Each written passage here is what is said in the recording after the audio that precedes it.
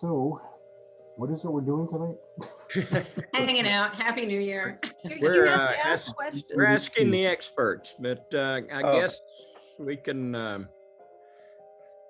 if we're going to do it officially, we can just start with the announcements. I don't have any. Max, what do you got?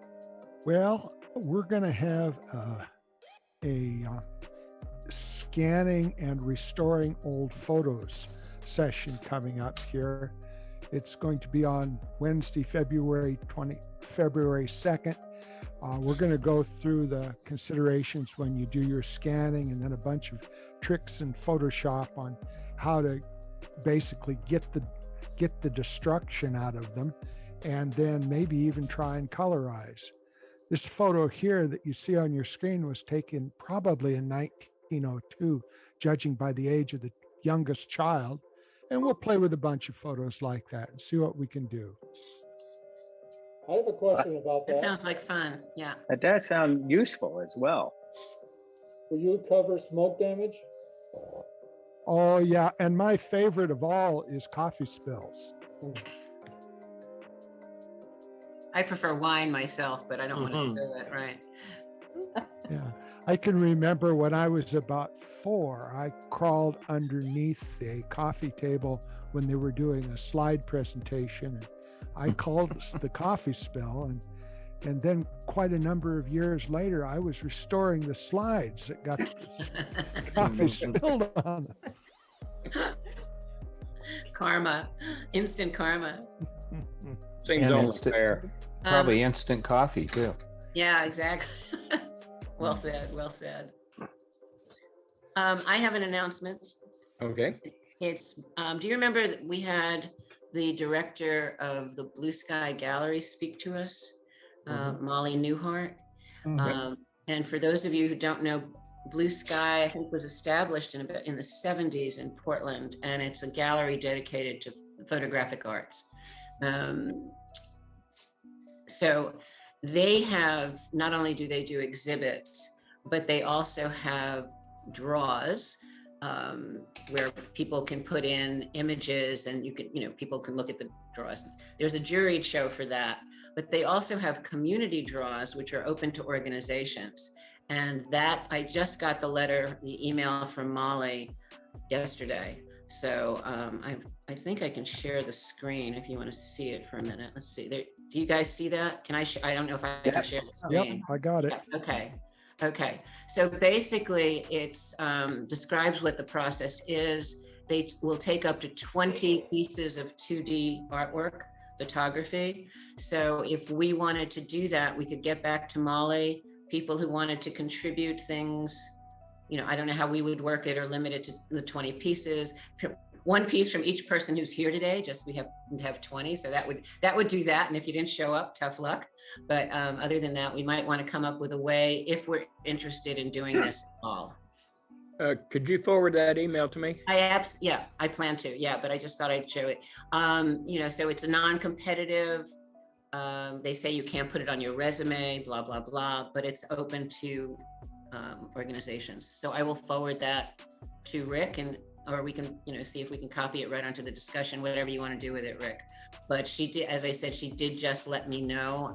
So if we want to do this, I guess it's by March. She has a date. Requests to participate can be made and will be made and the approval will be made by March 15th. So I assume we would have to send it in, in the next few weeks, maybe by the middle of February. I can clarify that with Molly. Okay. So, and they also need a point person. So somebody would have to be a point person for that. Do they sell artwork there? They do. They sell artwork, and it's 50% for the gallery, 50% for the artist. I'm sorry. Okay. All right. So I will forward that. And then you can, if anyone wants to see it, we can post it on the discussion page. I assume there's a way to post these things. Just copy and paste it or something on the discussion page. I'll let Rick do that. Rick, you can talk about that, but I'll forward it to you. I just wanted to let you know that that's a possibility for us. Okay, thank you. I'd like to jump in with something that I have done, and maybe others of you will want to do. At school, we would get a certain number of free books from Scholastics for every teacher.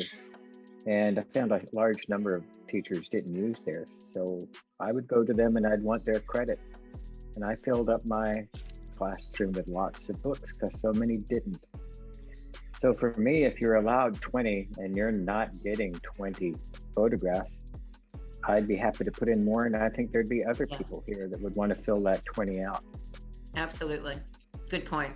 I think it would be easy to get 20. It's just, a fair way to do that for the group.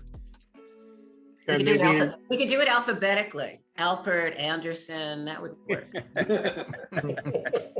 Or draw numbers. Theo should get in there. DeJarnatt, we see a few people. Candace. One of my former students last year took the gallery and had a big show there last year. She she had a presentation on, a video, meet the artist thing. Surprised to live in Glenna Jennings. Surprised the living daylights out of her when I popped up on the screen. I could see her face. I was waiting for her to do it. It was fun. Yeah, we can. I think their website has past exhibits on it, so it'd be easy for us to go look at that too. Yeah, Kathryn's got an A also, so there we go. There we go. The alphabetic listing. Can they be digitally altered? I think so. Yeah, I think they do digital art as well as photography. Yeah, I'm pretty sure. We can clarify some of that.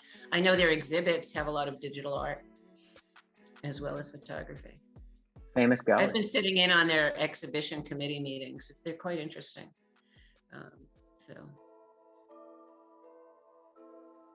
If I lived anywhere closer, I'd be there all the time.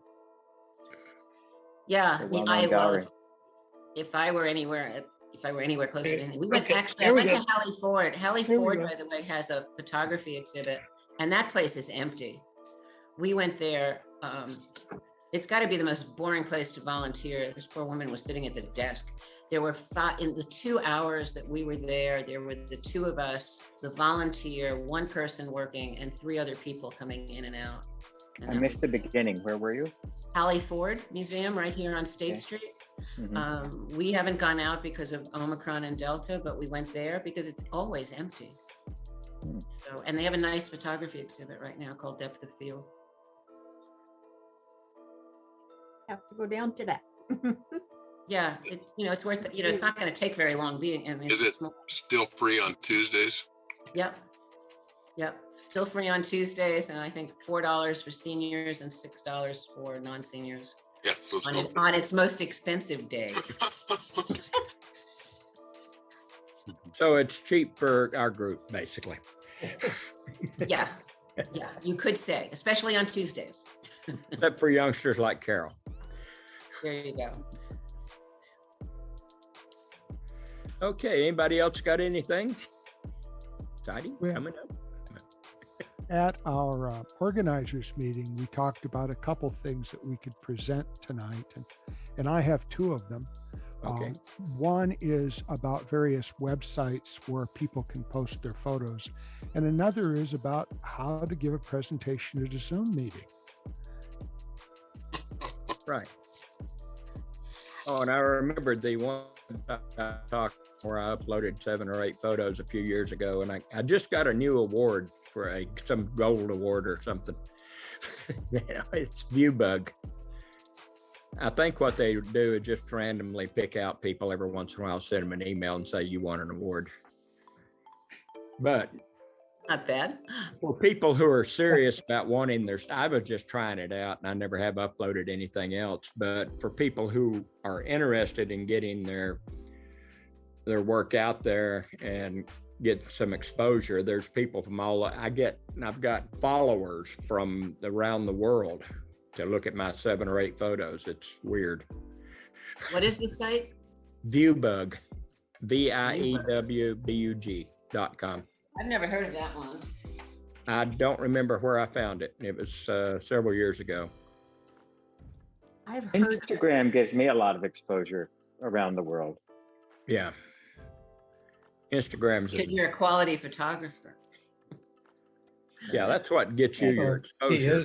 The quality of your work. Well, I took a while to learn how to put the tags on it that would get someone's attention. Mm-hmm. Because, you know, you photograph somebody in a red dress and you go, girl, red dress, portrait. That should do it. Then you do girl photography, red dress photography. Yeah, there we go. Yep. Yeah, that doesn't work. And then red dress photo. Yep. Yeah. But I put in a whole bunch and I leave it there for a couple of months, and then I put in a whole other list later on to get a different audience. So it builds Oh, up interesting. a Good idea. following. Do you, Good idea. Brett, do you repost the same pictures, images? It's the same pictures. I on Instagram, you can title Yeah, you your edit it. post, and then that is Right. fixed. The only way you can get rid of that is to get rid of the photo and start over. So I Oh. don't usually put that fixed tag on it. So I put it as a comment, and it could get swallowed up later. So if I have that comment, I can change that comment, and I can change the hashtags in association with it at will. So there's one photograph way down my feed, and I go back and I go, oh, look at all the people that are there. I haven't changed those tags in a long time, so I'll come up with another 20 or 30 tags, and that helps me increase. I probably get a new member, 1 or 2 members every day Mhm. by doing Wow. that, That's a changing good it. idea. That's a real good idea. I'm So an you're just- expert. you're Rich told me. So you're refreshing the tags basically without having to refresh the image. Yeah. Okay. So Rick, am I earning my keep so far? You are. There we go. We may Good. double your pay. Yeah, Thank that's why you. we pay you the big bucks, Brett. But, you know, that's why I can afford this T-shirt.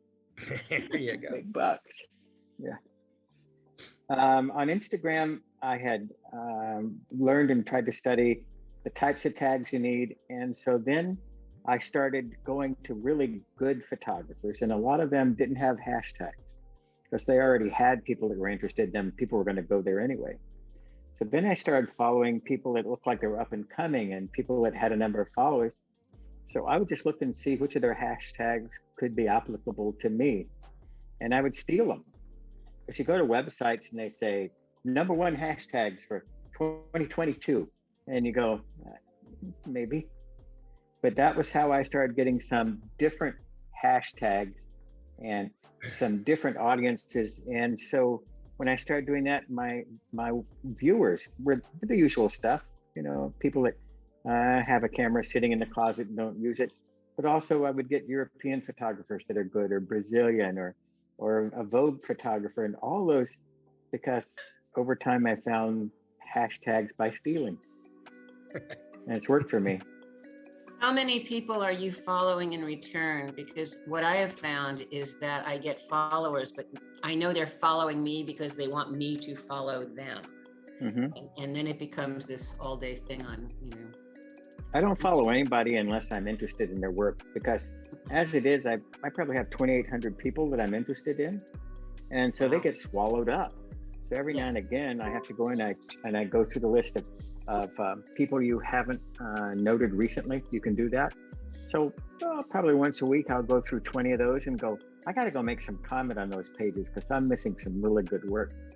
Because I look at so much different work and I put them on save, and I'll go back and I'll look at it and say, why did that inspire me? What was it I saw? Because there's a lot of really interesting and great work, and some of them are far away. I have to use Google Translate to understand what they're saying and to say something to them.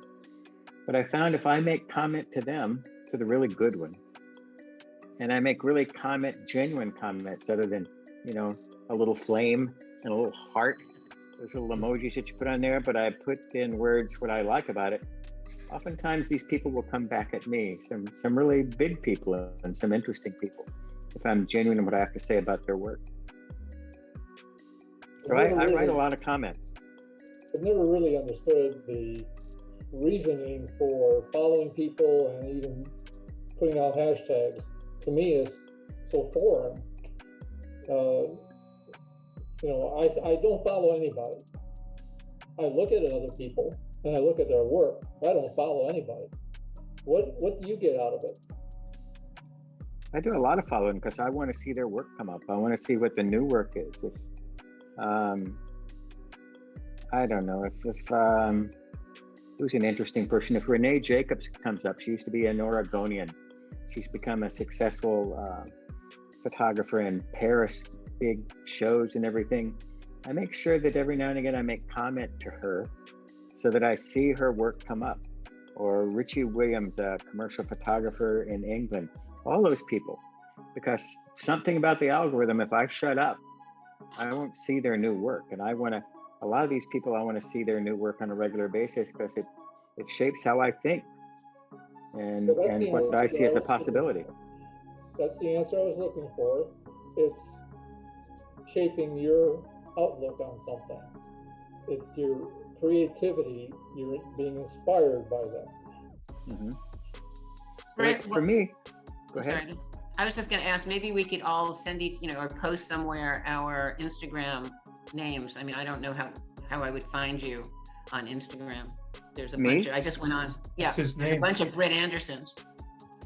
Oh, I don't know which one is you, kind of thing. So What? Hold on, I'm gonna make that easy if I can find where the comment thing is here. I'm looking. Yeah. Oh, here's chat. Okay. yeah, One can also put comments on Meetup, and that's a good way to, make permanent record of things. yeah. I know Carol. I know there are a bunch of us on Instagram, but it'd be interesting to find others. I know I see Carol's work. I see Laura's work a lot. I'm not sure who else I see from the group. Yeah, Still, I'm I haven't seen Sill's work in a while, but Sill was on Instagram. Sill was my inspiration to start Instagram. So how does this compare with something like Flickr? A comparison between Flickr and Instagram? Correct. I used to follow Flickr and I don't anymore, so I don't have any contemporary approach to it. So I'm going to speak to why I like Instagram. I like Instagram because I have the opportunity to see people that are not just good, but great. I can look them up. They're posting on Instagram. They want to draw a crowd. I have a favorite photographer like Albert Watson, an absolute favorite photographer of mine. And so I can get on Instagram. I can look at his work. I can make comment on it to be certain I continue on his feed, whatever that algorithm is. The more I comment, the more I'm going to see their work. And after a while, I get answers back. I'm certain that some staff member, because I'm just a little peon. But Kathy, she has a favorite photographer in the Pacific Northwest. And that is? Are you there, Kathy Henson? Are you talking to me? Yeah. Who's your favorite photographer in the Pacific Northwest? Oh, Art Wolf. Yeah. Oh. And so I've gotten comment from him because I comment on his work. Yeah, he's So pretty. so then you get feedback. I get interchange. I like that interchange. I like the opportunity to participate with these really, really good people. It's satisfying. And of course, I can only do it because I'm retired. I can speak briefly about Flickr. I used to use Flickr all the time. That's kind of where I started posting things. I probably have over 5,000 photos there, but I hardly ever visit it anymore.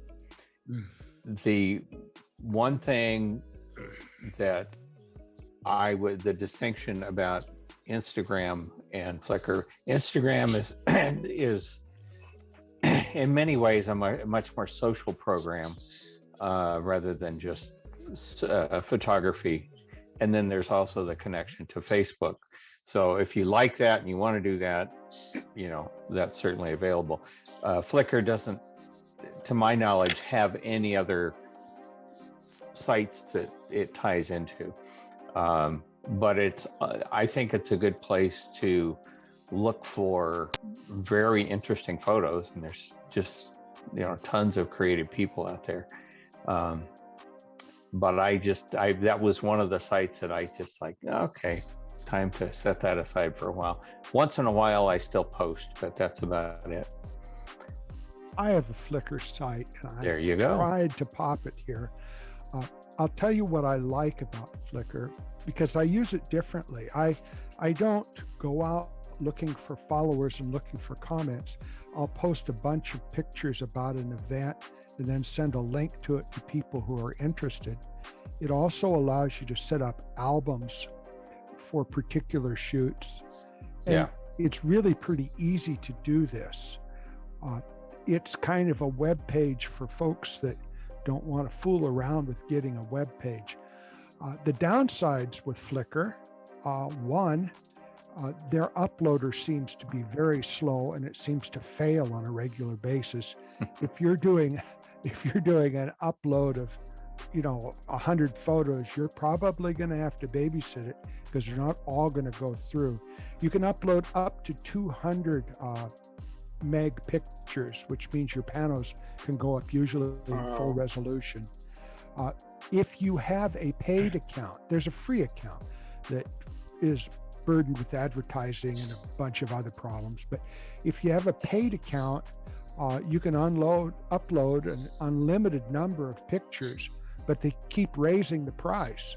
The price beginning now is now almost $75 a year, which is kind of excessive for what you get. But I've got a lot of pictures on here and I've used it a long time. You can also follow people if you're interested. You can get statistics to see how many people are seeing the things that you've posted and which pictures they're looking at. There's some other alternatives that I use. One is I upload a lot of pictures to Google Maps. And for example, if you do a shoot down to Deepwood, you can find Deepwood on Google Maps, click on it, and then you can upload pictures. You can add pictures right there. We've had shoots. This is one of mine that's uploaded. Some are good, some are bad, but a lot of people look at these pictures. I mean, it's a good way to communicate to the community. Just having a whole bunch of pictures that nobody sees isn't really doing anything for anybody. But if you can get your pictures out there for other people, let's see, we're in photos. I thought this was going to pop up and show what I'd posted, but it's not going to. Another place that was just brought to my attention by Ron Wolf is this Slick Pick. It's a little more expensive, but it sets up more of a custom kind of website. These are their prices. Really, to get in the door with anything you'd want, it's $10 a month. And then it goes on up from that. The $10 account gets you 100 gigabytes of photos, only 20 on the free account, but you shoot for a while and you can fill up a good part of that 20. Another possibility is Amazon Photos. Amazon Photos gives you free 5 gigabytes at your front door of pictures. It's really not a sharing site, it's more a storing site. And then they'll be happy to sell you more space, but their space is a lot cheaper than a lot of the other people if you're just looking for off-site storage. And the prints aren't bad either. Another option is Google Docs. Now, this is a place where you can upload up to 15 gigs for free. Now, it's not a good sharing place unless you click on it, get a link, and then send it to somebody. But it's free and it's an easy way. I mean, I've got a shoot that I need to share with my sister. It's like 7 gigabytes of stuff I need to send her. Well, I can upload it on here and send her a link, and she can get it at her convenience. Finally, this is ViewBug. I don't know anything about this place, but this is where they are. It looks like, we'll click on Explore Photo Contests. They want me to sign up. I'm not going to sign up, but. Excuse me, my here battery's we go. going. I got to go plug in. I'll be back. Here we go, a bunch of photos that have come up. So this is a chance to see other people's stuff. It's probably not as good as Instagram, but it gives you access to a lot of different things. So anyhow, that's a quick tour of those.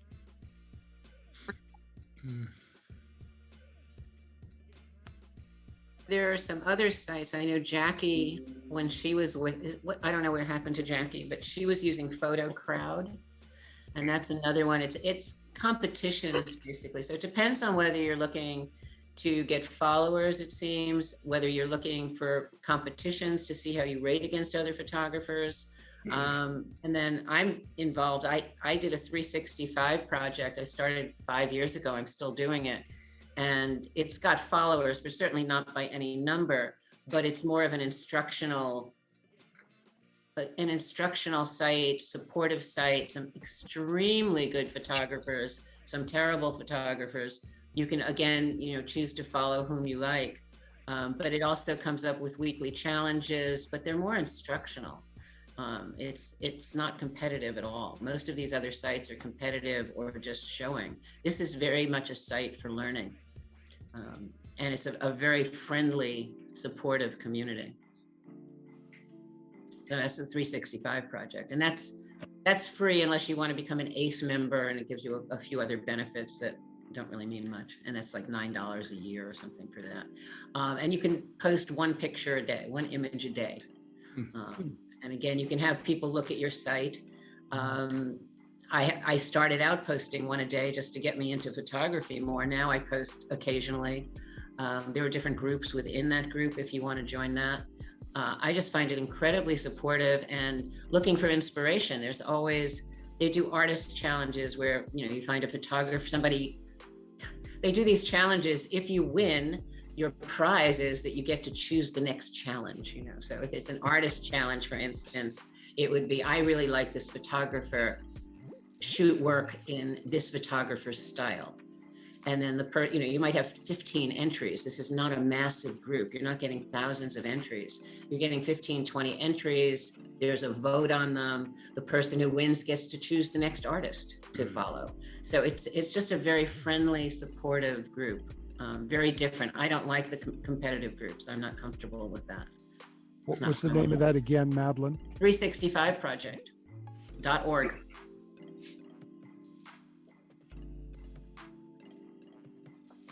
When you're talking about inspiration, because I only use Instagram, I don't have a comparison, but what I do enjoy about it is that I can you all hear me? Yep. Okay. You're nice and quiet. What I do enjoy about it is that it's not just photographers. And so I follow sculptors and I follow painters. It's fascinating to me when a painter will find some of my photographs, like by the Sandy M Hills. There's a painter in Virginia who has liked some of the work I've made there, and she's made them into some beautiful paintings, which she sells for a lot of money. And I said, could I get a discount? And she said, absolutely, I'll sell it to you for half price. And I went, you interested, Carol? And she goes, no. Half price is, $2,400. I went, so, but the point being is that I get my inspiration from so many other different sources, and that's part of how I mine Instagram, to subscribe to those kinds of folks as well. Plus you get cat videos. Ad nauseum. Yeah, cat videos. Yeah. I wonder who does that. Anybody here? Anybody at all? Oh. Watches or creates them? No, there's no cat people here, are there? Nobody's going to admit it. That's all. I know who you are. You know who you are. Yeah, I follow you. I know. Yeah. Well, you can look at my Instagram site if you want to look at it now. If you see anything there and you have any questions about how it's made or what I do, anything at all, I'm an open book. Where do I find people? What do I do? Since I'm the expert in, well, there we go. You can ask questions. Beautiful work. Yeah, wonderful. Thanks. Good job. Really nice. Yeah, that one I commented on the other day, that high key shot, I thought that was just stunning. Well, the shot that you're on right now, oops, sorry, it went away. What were you going to say about it? Well, it's a guy leaning against a door. There we Yeah. go. That looks like anybody could do it, but it took me a long time to learn how to make a photograph like that. To be able to walk into a place and say, all right, this is the guy that I want to photograph. How do I find the spot that's going to get the light he wants? Where am I going to get textures that I want? How did I had to do a lot of work to make a photograph like that so simple. I didn't do that when I began. I wouldn't have used that light when I began. I'd probably take him out in the sunlight. It would have looked terrible. But although that looks like an ordinary shot and it doesn't get many followers, I'm proud of that one. Yeah. Yeah, I think anyone who knows photography knows that's not an ordinary shot. Right. Well, it's well composed. I mean, Thanks. you have the window in the foreground, you have a window in the background. Yeah, the balance there. Yeah, exactly. The light balance. Yeah, all of that. You do see the tools. The tools aren't lost in the shadows. Yeah. So Well, that's thanks. wonderful. Thanks. You know, the more you look at it, the more you see the reflection in the window, the shadow detail, as you mentioned, the window at the back of the shop. Just everything is perfect. Oh, thanks. That's Yeah. hard So to do. when you came up on, when you came up with that one, I thought, well, there's to me an example of the desire to do something really well and to work hard at it, to try to get better at it, so that when I came to this situation, it was easy Right. because I had put the effort into it.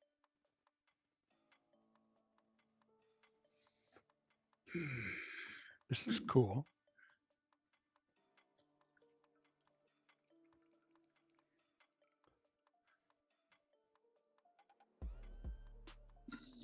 And this is the guy who questioned whether or not he was an expert. Right, yeah. That's my mother-in-law's pill hat from the, yeah. That's high end in my book. It sure is. You are so creative. You're just amazing. Thanks. That's what I like teaching is creativity. You may notice but when we went and we had our picnic, I like doing that. Okay, here everybody, here's a mirror, go play. Yep, Huh? that was fun. Yeah. You're going to be at the top of the list when we get back into meeting live for a workshop. I'm going to be bugging you. Okay, well I've had one that we've talked about how to do figure photography for a long time. Yep. Everybody's an adult, so I don't have to worry about it. And we came close to it. Yep. I had the makeup artist, I had the models, we had everything all ready. We had everything but a date. And then somebody started coughing. Next thing you know, there's a pandemic. That one at the fire station was that was a big thrill for me. I loved that day. I did too. Fun. That was wonderful. When was that? Gosh, 3 years ago, 4 years ago. Well, I think it was longer than that. Was it Yeah, long? because I've been in this group for 5 years and I've never, this is the first time hearing it. So That was it's a well fun done. shoot and I learned a lot. Yeah, I think Britt set it up and Greg made the fire department available to us. Yeah, he opened the doors for us. Yeah. Yeah. Cool. Then what we did was we went around with insulation boards that are white on one side and silver on the other. And Yeah. we used those boards to help us with light. Yeah, just to show And you it what inexpensive materials could be used. Yeah, so you used them as reflectors. Used them as reflectors. Yeah, Mhm. feel light. Mm-hmm. Yeah, that was a So, great day. I'd be happy to do something again someday. Yeah. If we could, maybe in 2027, when this is all passed. Yeah. Man. Oh, I'm thinking this spring. We should be done with this in the spring. Let's hope I so. hope. I did read something encouraging yesterday. It said that Omicron it's so aggressive that it's running out of people to infect. Right. So as fast as it went up, it's going to start coming down. It's got to infect all of the unvaccinated people. Yeah. And some of the vaccinated. And quite a few vaccinated, right. I have 4 family members vaccinated that got it. Yeah. They're not real sick though, which is good. Right. Yeah. I got 3 family members, and 2 are my grandchildren, age 2, and a vaccinated 5-year-old, double vaccinated. Wow. And they got it. Yeah. Wow. Governor of West Virginia's got it. He's double vaccinated and boosted. I have a friend. Yeah, I have a friend who had Delta. She was treated. So she should have antibodies. She had all 3 vaccines, and she's got COVID. She's got the Omicron. But she said it's just a sniffle. It's a slight cold. And her husband didn't get it. So as contagious as this is, who knows? But I also saw a video yesterday. This guy's drinking his own urine, and he's not sick. I've got to start that right away. That's the new one now. Yeah. Okay. Well, to move away from pee, if you're looking at my page and you ever have any questions, you just feel free to ask me. If you're on Instagram, you can always put it in there. I'll always answer. Some of you have my phone number and my address in case you want to come over and rattle my cage. That'd be nice. I'd offer you coffee. But I'm an open, like I said, I'm an open book. You see something, you want to know how it's done or any process, just let me know. We appreciate that, Britt. Thank you. Sounds good. Thank you. Well, You're welcome. how many of you guys are anxious to go travel? No. Anxious to I am. But you are. Yeah. So I've been doing a lot of travel dreaming and planning, and so I think I was asked to talk a little bit about Planning a trip. That's different. planning than a travel. trip. Yeah. Okay, So- that's different than travel. Yes, we are anxious to do that. I've actually been on like 3 things. So I went in September, I did the Palouse. And in November, I was in New York City for a week. And then I just got back from Virginia. I spent 2.5 weeks with my son who's stationed at Norfolk. And I caught my flight home. I had no problem getting home on January 1. I was really afraid of that. I thought about canceling my flight and leaving a week later, and I thought no, because then the virus will even be more prominent. So I just went ahead and came home, and knock on wood, I've not been sick or anything. Everything's worked like clockwork. That's great. My trip to New York was just the most exciting week I've had in a long time. New York City is magic. It's just magic. I loved every single minute. We stayed in Chinatown. We were on the 17th floor. We had the most incredible view of the city. I woke up with it, every morning to see the light come up, and every evening the sunset. That was an incredible week. We took miles and miles of subways, and we walked miles and miles every day, generally about 8 miles a day. So during the week that we were there, we walked over 50 miles. Wow. We kept track of it. We had a blast. It was just wonderful. I learned so much. I had never been there to spend time like that. I had been in the city 1 day. So I always wanted to go back, and then this came up and I said, yes, I'll go. It was wonderful. Kathryn, what do you have for us? Huh? You were What? going to give us something about travel? Kathryn yeah, Alexander?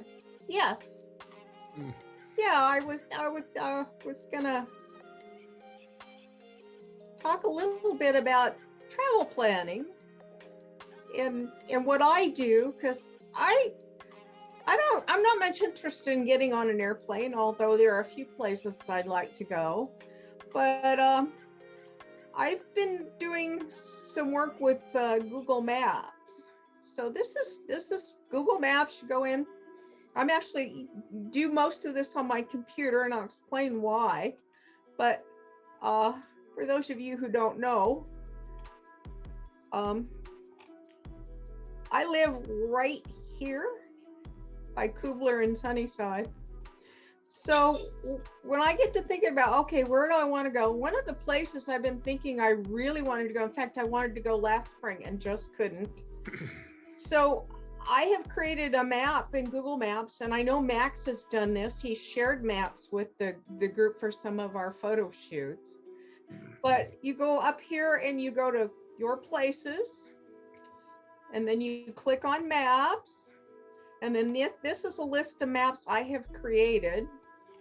And down here on the lower left, there's a create map button. That's how I created this map.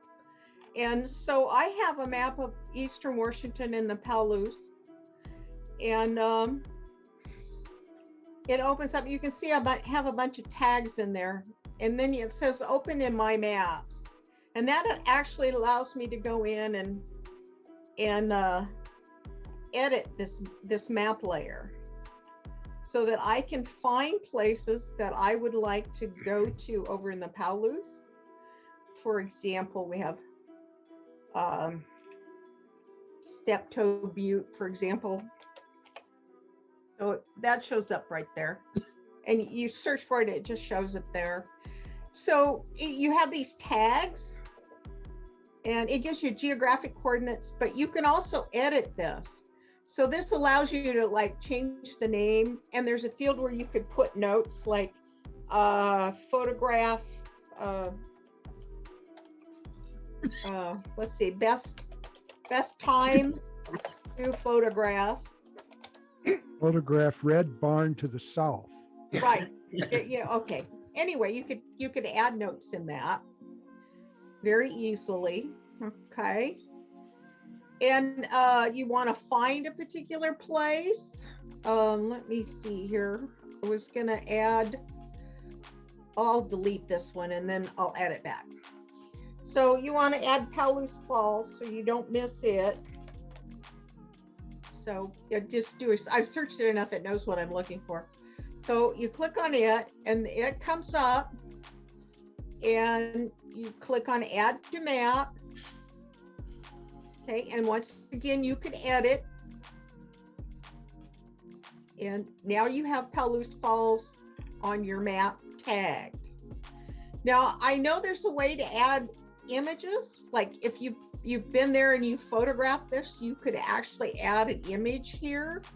There's a fellow who, hold on a second, I have to go back over here. You could see some of Max's photographs. Yeah, you could. So you go to Google Maps and your places, and I have trying to remember where I put it. I've lost it. Yeah, Kathryn, those are the two that I made. What are the first steps on this? You go to Google Maps, and then how do you start saving Go to them? Google Maps. Yeah. You go down here to your places. All right, so you just clicked on that 3 bars in Right. Google Maps. Okay. And then you're going to click on maps. And then you go down here and you create a map. Okay, interesting. So then you're gonna probably want to go to where you want. If you want to look at this with, it wants to ask you for a layer, but I usually ignore that because I'm just going to create this map. So I want satellite view for my map. So down here at base map, that's how I selected it in that box. Okay. And you could actually title the layer if you wanted. I don't usually bother to do that. But say you wanted to go to Yosemite. Okay. And you could actually title this map Yosemite up here. Hold on. Yeah. So you could title it Yosemite.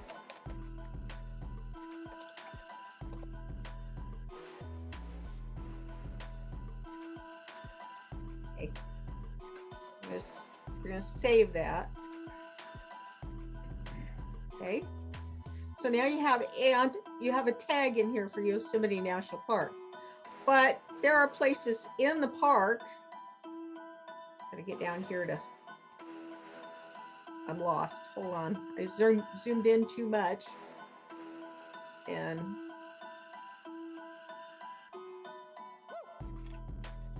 should be right there. Okay.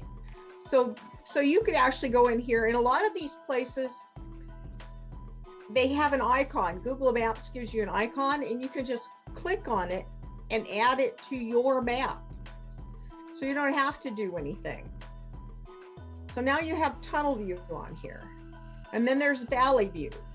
You click on it, you can add that to your map. But if you wanted to add a spot, like there's a photograph that I found that I really liked. And one of the things I do when I'm trying to figure out, oh, well, where should I go with this place? So I do a search for Yosemite National Park images. And I'm down here and I'm looking, oh, I like this one. This one's really cool. Okay. Well, I know I've been to Yosemite. I've done enough to know that that's Yosemite Falls. That's the upper falls. And it's being reflected in the river, probably the Merced River. How do you find, I will go and look on Google Maps. I'm gonna find the map I was in there. Okay. So here's Yosemite. Here's Yosemite Falls right here. And I know that photo had to have been taken down here along the river somewhere. And my best guess for looking at that image is the angle is just clipping this cliffside here. So I'm guessing that river shot was probably taken about there. And I can actually put a pin in that. And I can name it,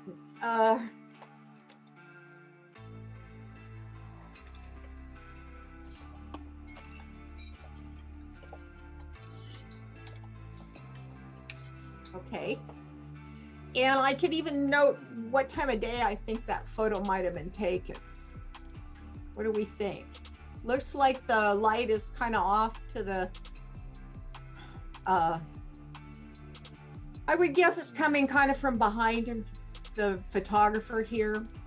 I'd probably have to study that a bit to figure that out for sure. But kind of make a guess. Late afternoon. So now I have a note to myself about when to be there. So you can put notes on anything, such as late afternoon. So every place you go, you have a series of notes, as well as the notation on where those places are by using these techniques on Google Maps. Yes. That's very helpful. Yes. And so the interesting thing is that I can actually access this Google Maps from like my phone, my iPhone or my iPad. However, on my iPad and my iPhone, I can't actually edit this map, but I could access it. Of course, you have to remember in Yosemite Valley, there is no cell phone reception in there. If any of you've been there, you would know that. Or if you read. But you can download maps and store them on your phone. But you can download it, exactly. So you would I use it to help me navigate rivers. For example, I'll look at Google Earth and go, oh, I need to go to the left here. Yeah. I'll mark the spots. And then even when I'm on the river with no reception, I can go paddle left. So that's how I use Google Maps to kind of plan out where I want to go. That's interesting. Yeah. So how are you researching these places to find where you want to go? Are you just doing research or images? I'm using it's just a Google search for images. There you I also use Flickr for that. Yeah, you could use Flickr. A lot of people post their stuff on Flickr, and you can get an idea of where you want to go. Now, I almost always map my Flickr posts. Right. You could figure out where they took this image. The other thing that you might want to know when you're trip planning is the National Park Service has apps for, they have an app that it's for the national parks. They allow you to look at an individual park and find detailed maps of the park. So they all have you have access to this information to help you plan like a visit to a particular location. There are specific apps for specific national parks. I know there's one for Yellowstone because I used it when I went to Yellowstone here 3 years ago, or 2 years. I guess it's been 3. And it even gave geyser eruption times. Like if you wanted to know the next time Old Faithful was due to erupt, I could look at that app and it would tell me, oh, if you're there at this time, you'll get to see it erupt. And other geysers, it had information on them, but of course they're not quite as predictable as Old Faithful, for example. So that's another source of information. There are, let's see here. Sorry.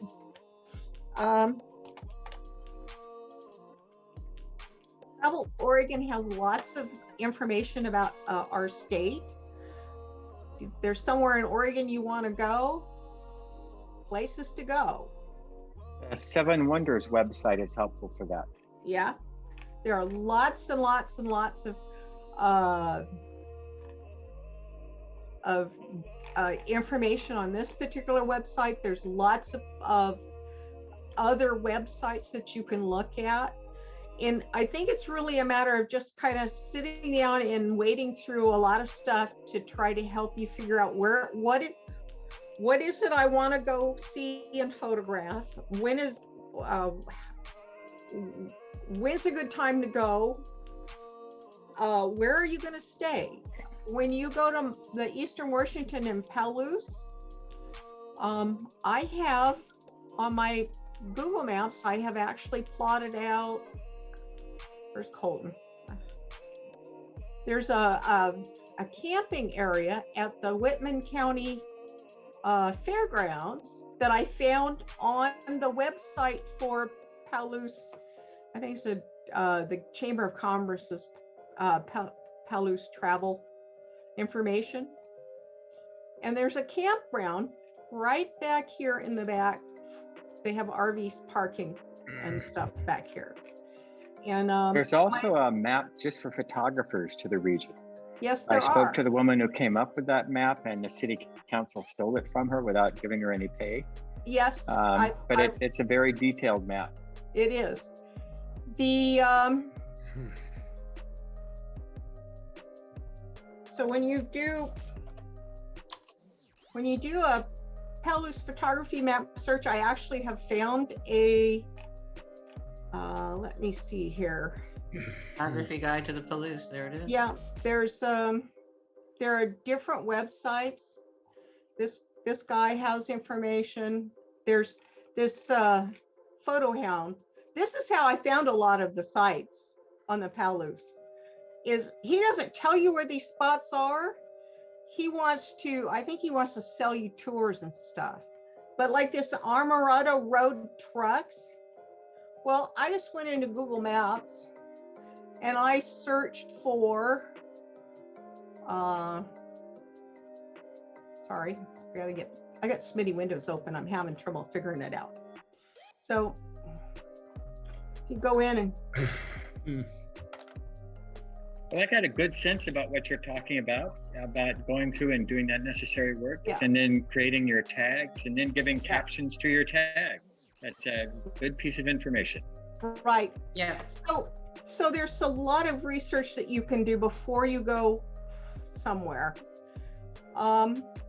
It's also kind of fun to search your local area for photography hotspots, because there could be some place nearby that you didn't know about. Or you hear somebody mention something about it, and then you go do research and say, oh, well, that's really cool. I want to go there. So anyway, that's all I wanted to share, was about how I use Google Maps to try to keep track of all these cool places in an area I want to go visit. Oh, good.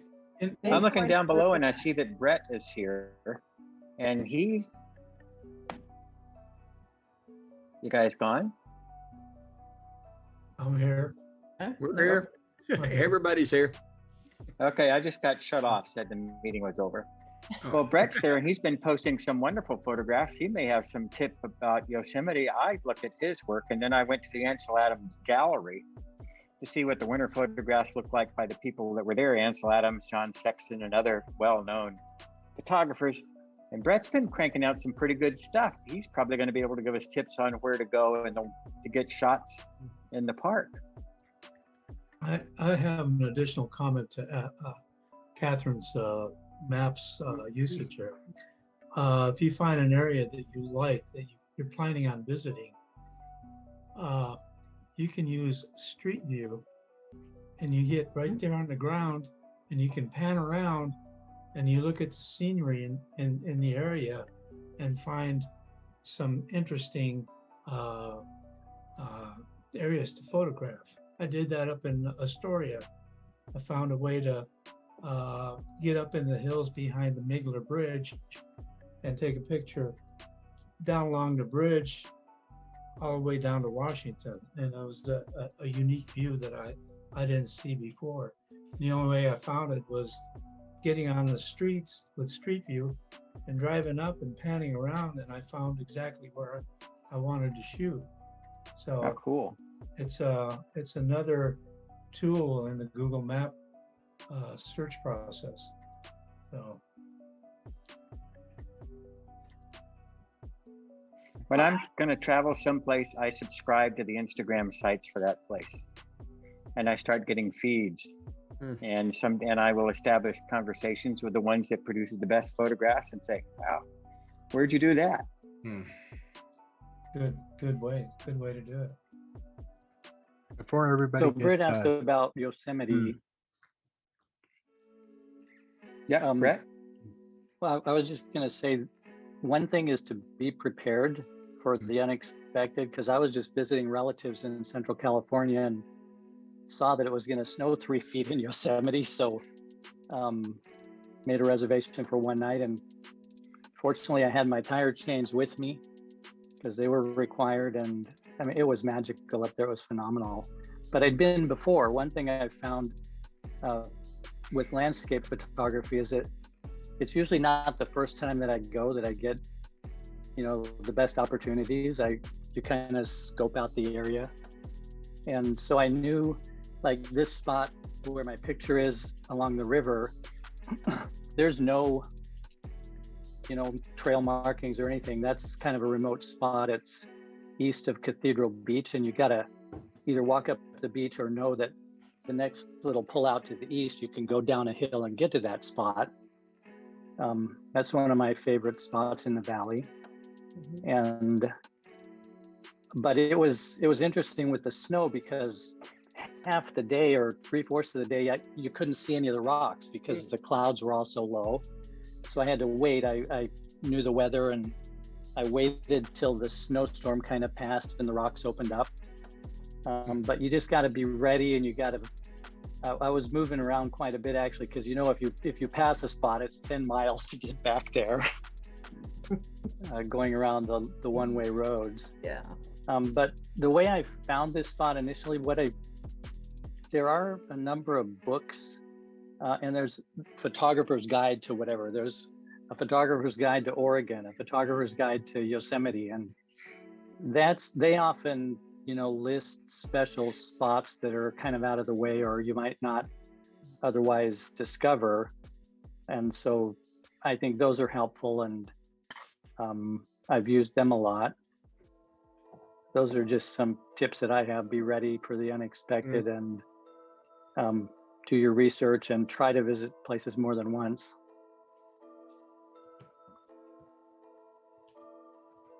This one? Thank you. And take a film camera. Is this the one? You punk. Yeah, I have that. I have that. I have Photographer's Guide to Oregon too. And they can be very helpful too. Yeah, like Hawaii's got a similar one that's come in helpful, and we've been over there a couple times.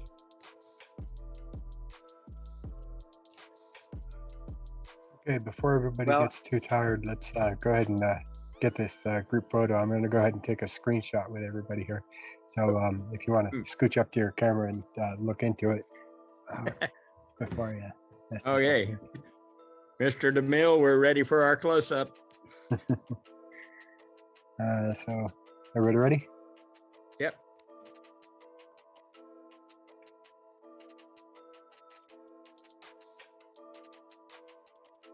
All right, let me take a quick look at it. As an And FYI, one of my hobbies is to people that travel, because I've traveled a lot around the United States. If they contact me and they're curious about a place I've been, I'll share everything I know. I just mailed off my guide to Vermont to a member of the club. And I dealt with other photographers before I went on places to go. You saw the photograph of the swirling leaves briefly that I had made when I was in Vermont. I stole that directly from a local Vermont photographer that I chatted with before I went there about doing that, and by using Instagram, following these people. So I'm more than willing to share. If you're interested in going someplace, I'm more than willing to share everything that I pick up along the way. We've been to New England several times. I have favorite places and new discoveries every time. Yeah, I know Jim's been there a lot too. And we have a friend, Adam Marlin. We went down to Southern Oregon a few years ago and took a workshop, which was a lot of fun. I really appreciate Adam's a young guy. His girlfriend, Sophie Clapton, is British. She's Eric Clapton's niece. But we had a lot of fun that weekend, and I appreciated Adam. He kept trying to explain things to me that I already knew. And he wanted to make sure I got my money's worth, and he was just killing himself to try to think of something I didn't know. I already know how to be a better photographer. I just don't practice it. But we had a wonderful time, and Adam and Sophie are, I guess they're influencers. They travel the world visiting all kinds of New Zealand, Australia, South America, Greenland, Iceland. They've been everywhere. They won a contest this past summer. Were subsidized by, I think, Miller Lite, and they gave them a van and they took off across the country, visiting national parks and photographing them. They have created visitors guides for every place that they've been, and they're free. So anybody who's interested in any of that, I'd be glad to pass along their information. And follow, they're on Instagram, they're on Facebook. Following them is not a bad idea if you're into landscape photography, because Adam is a fantastic photographer. He really is. Yeah. What's the name again? Adam Marlin, Marland. I think his website, or maybe I don't remember it, website, Twitter, We Own the Moment is one of the handles that he uses. And there's a couple of others I can't remember. But if you find him in one place, you'll find all the other relative links. Britt's already following him, I see. Yeah. Oh yeah, they're wonderful people, and they just moved up here to Woodburn area, maybe a little. Huh? Beaverton. Okay, so they're now in our area, and I've already talked to Adam about doing a workshop for us when we get back to meeting in person. So everybody will get to meet him at that point, and probably Sophie. She's moved back here finally. It took her a couple of years of the Trump administration to get her visa approved to come back after she went home to visit her family in Britain. Anyway, moving right along. You were going to say something, Matt. I'm sorry. Did you get your picture? Yeah, and it looks good. Thanks. Okay, thank you. Well, Now we'll get people who actually live in Oregon and are members of the group. Let's talk for a moment about how to do a Zoom presentation, because that's one of the things that I was supposed to talk about. So here. Okay. You know, we kind of learn the hard way a lot of these things. Some of Lost you. Yeah. Just on the list is test everything. Whoop, it says Zoom quit. Ironic, isn't it? Yeah, really. How to do a Zoom presentation. That's what I was saying. This is how not to do a Zoom presentation. Well, yeah. Well, this is part of the lesson, you know. Exactly. This is what to do when your Zoom When I did, presentation goes sideways. The last one I did, it died on me, but it was. And he's gone again. Yep, you're freezing up, Max. Do you want me to fill in something? I have some Zoom tips. Do you want me to fill it in? You know, one of my favorite Zoom presentations we've had is when you did yours with the, what was it, 3 cell phones or 2 cell phones? Boy, that was a fiasco. That was a lot of work. But That was been a to lot of Greg, I fun. don't know.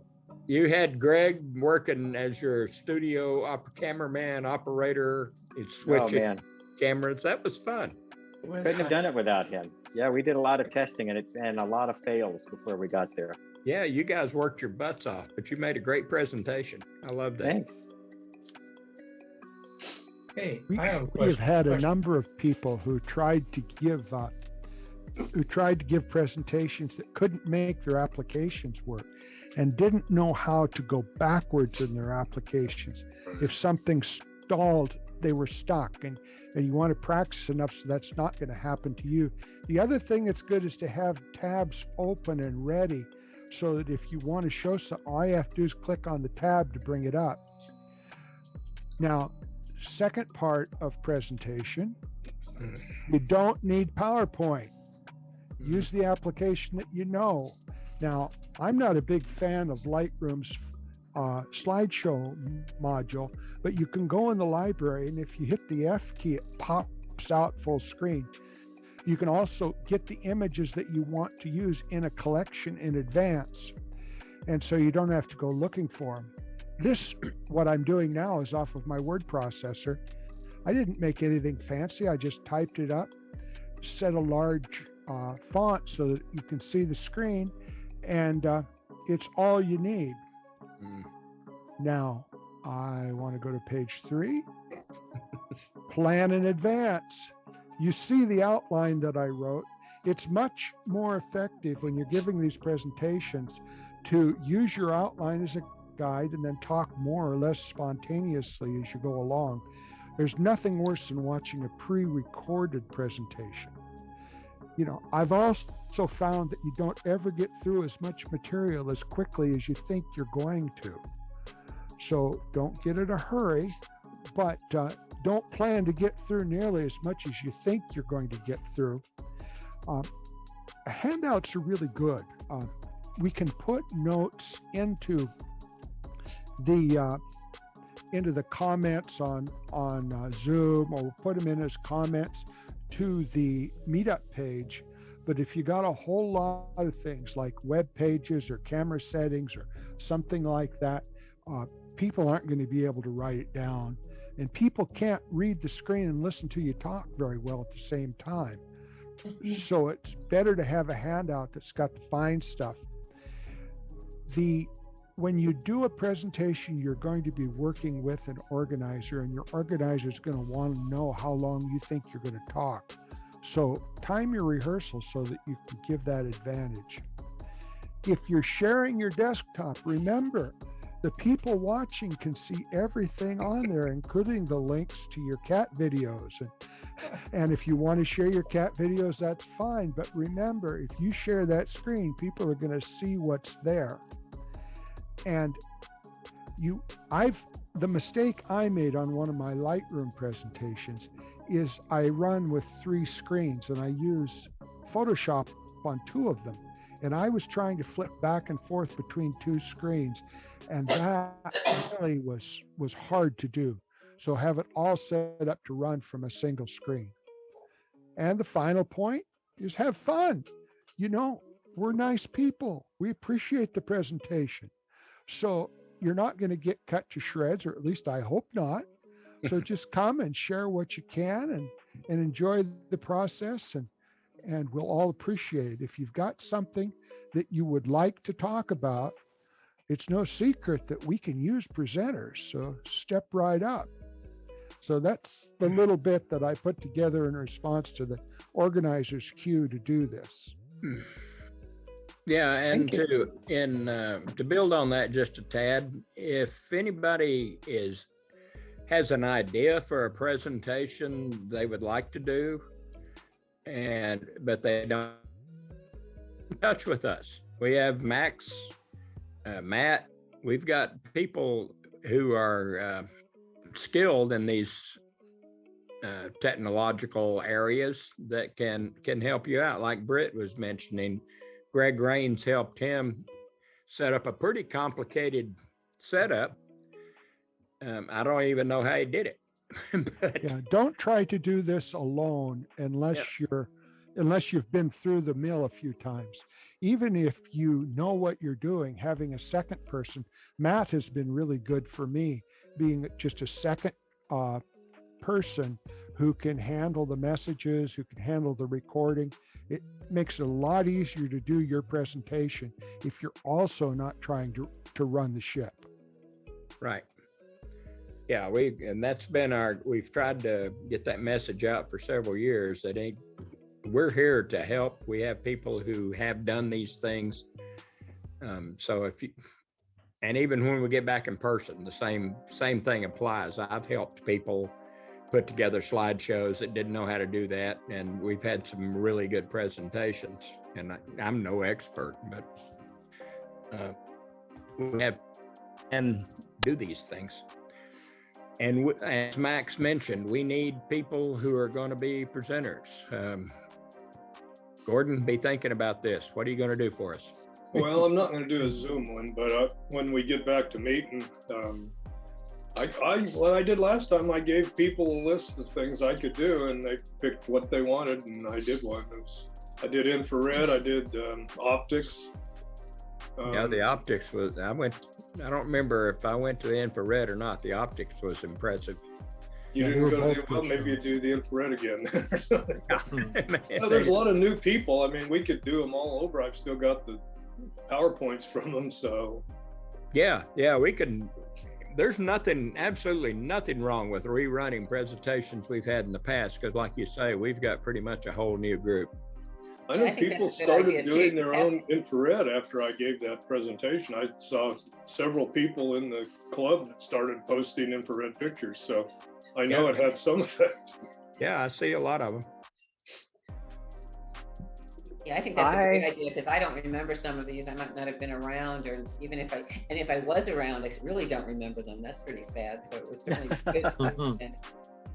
Time flies. It's probably been 4 or 5 years since I did one. That's my time scope. So yeah. Yeah. Well, I'm willing. One or the other. I'm willing always.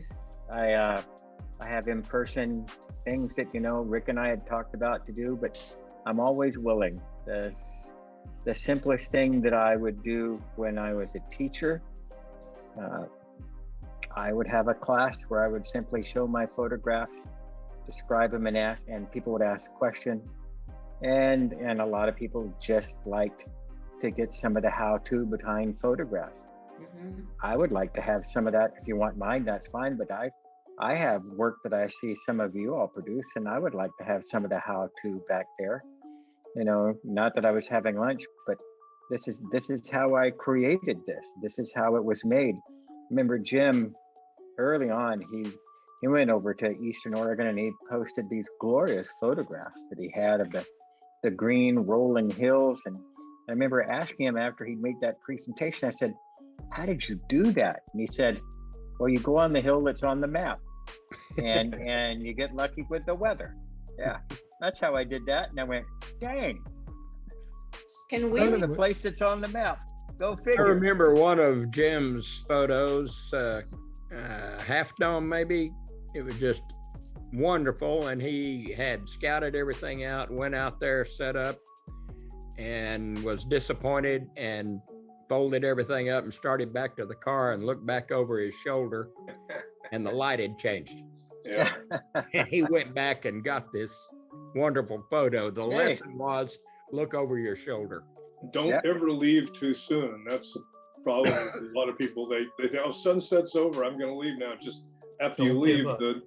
the clouds light up pink or red or something, and Yeah. you thought it was over, but it wasn't over. Gordon, I had that happen at the Grand Canyon.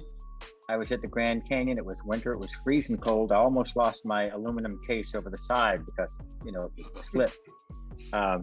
But all the people went to the edge of the canyon, photographed the sunset, which is diddly squat because all this is a black line with a sunlight on it at the Grand Canyon. There is no sunset picture. And they all left.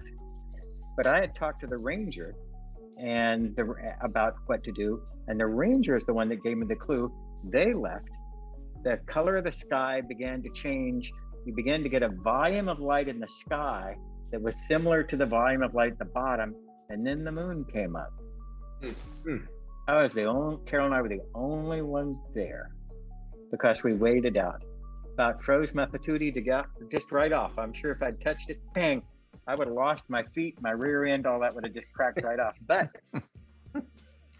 You know, I just waited. It's okay to miss dinner. You know, I mean, Yeah, I've missed a lot of dinners, Jim. A lot. dinner or miss breakfast because you got to get up early. I mean, it's just don't let that stuff get in your way. Well, Matt and I did that at Yosemite where we stayed to photograph Half Dome and all these, I mean, we were wall-to-wall photographers beside us and the sun went down and I opened my mouth and said, well, I guess it's done. And everybody packed up and left. I got to remember that technique. And we stayed and we got alpenglow around Half Dome. Are we So going now to we know never trust Kathryn. Yeah. Never go. I said, and I'm not kidding. I said it fairly loudly to the guy next to me, mostly because he's standing there with one of those Hasselblad medium format cameras. They were Japanese tourists, not to pick on them, but you know, had all this fancy equipment and I opened my mouth to him. And I said hi and tried to talk to him. He wouldn't talk to me. So. But I have a question. A quick question. Can we That'll record? teach him. Are we going to be able to record the in-person meetings? Because I love going back to some of the ones we have, like Britt's, and I've watched that meeting again. I'm wondering if we can do that when we're in person, because obviously we can do it with Zoom. We're talking about it. We're going to work on, I don't know what kind of equipment they've got at Scottish Rite now. I think they have the equipment to do that. Yeah, to keep it up on, put it up on our website. Or we can do it with maybe a camera or cell phone even. This new iPhone 13 Pro is a pretty awesome camera. Extraordinary. Yeah. But on the subject of presentations, I would much rather give a Zoom presentation than give a live presentation, because I can be right here with my computer and have all my stuff right where I want it. And I have lugged my computer out of this room for the last time. Good point. It's just so much easier. And the other thing is I can hear and I can see. I mean, I get good looks, better looks than I could get at Scottish Rite at the images that are being presented. It's just a really good deal for me. I agree. I think there are times to do that. It has advantages. Of course, a lot of us like the interpersonal interaction of a live meeting. But just this is pretty close, Rick. Just what we're having right now is just pretty close. That's true. We don't get to for hug yourself. anybody. You're in Ben God's bedroom. I've never been there. Yeah. We don't get to hug anybody. Not supposed to anyway. Right now, probably. It's a photo group. It's not a, it's not a meetup hug group, but that's okay. I mean, you can hug if you want. I agree. I agree. They both have value. I'm not a techie. I don't have multiple screens. Matter of fact, whenever I've given a presentation, it was probably Matt that was up there with my JPEGs, and I'd bring him a stack on a little thumb drive, and I go, I think they're in order, and Matt would be there and go, and I'd go, oh, it wasn't, but I can play with it, I'm just not a techie guy. Yeah, so for me, even it'd be like, go ahead. I was gonna say the equipment at Scottish Rite isn't so great. I think you're right. I see, I can see the images so much better on my own computer. Yeah. Even if it's a little off. Sorry to interrupt. Go ahead, Britt. Oh, no, but that's okay. But for me, so much of my life was talking to people as a teacher. I come alive if I'm with people, and it's difficult to maintain that energy and that humanity on a screen that I'm able to produce when I'm actually with human beings. Yeah, I know exactly what you're saying. Yeah. Can I break in here a second? I have a question. Ask the expert question. Okay. Since this was kind of part of that kind of meeting. We got experts. That's what I hear. That's what I know. A while ago, there was a discussion on the group Facebook site about calibration, monitor calibration. So I have a BenQ 17-inch, and I calibrated it, and with calibrating, the images that I print are wonderful. I mean, they're great. But getting back to viewing the screen for non-editing purposes, I need to change my brightness. I mean, the calibration took me down to 20% brightness, where my normal viewing was around 55%. Now, do you guys that calibrate your screens leave them at the calibrated rate, or do you change it back to a viewing brightness? Well, I leave mine calibrated, but I'm suspecting that the BenQ has got the option to program different sets of settings that you can move between. Take a good look. You may be able to have one for your photo work and then another one, and you can just switch between them by a button. I can switch from calibrated to non-calibrated, but that doesn't change my brightness on my screen. It changed some of the color settings, and it makes it a little bit warmer when calibrated. But I have to manually set my brightness level to 20%, and then and the pictures turn out wonderful. What are you using for calibration? It's a Spider Pro. Yeah, I have a Spider Pro also, but I haven't noticed the brightness being that affected. Huh. Okay. Well, that's the thing is, after I do my work on my print jobs, then I have to reset my monitor to my viewing. And I haven't had that.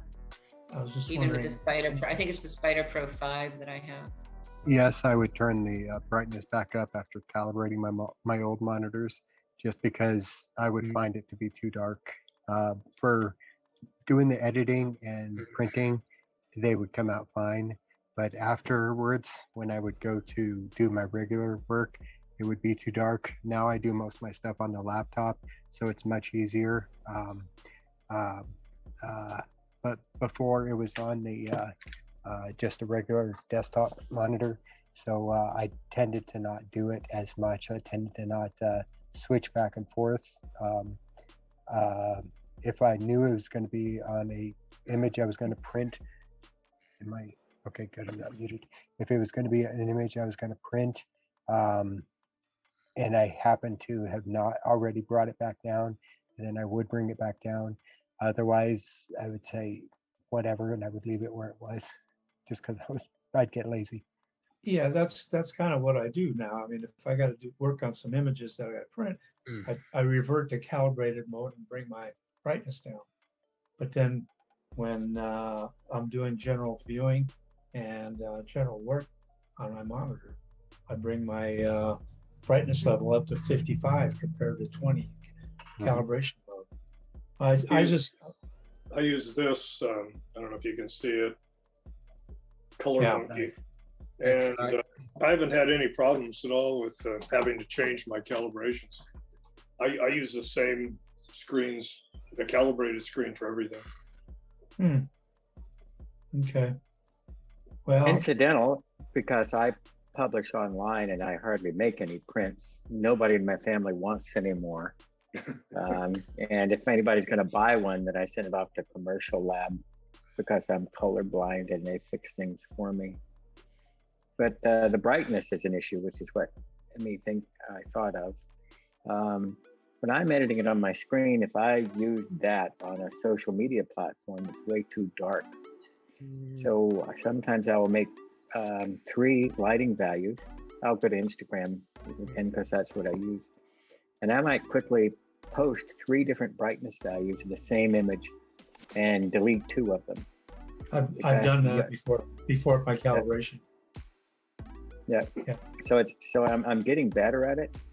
Now I usually do 2. Sometimes I get it right on the first shot.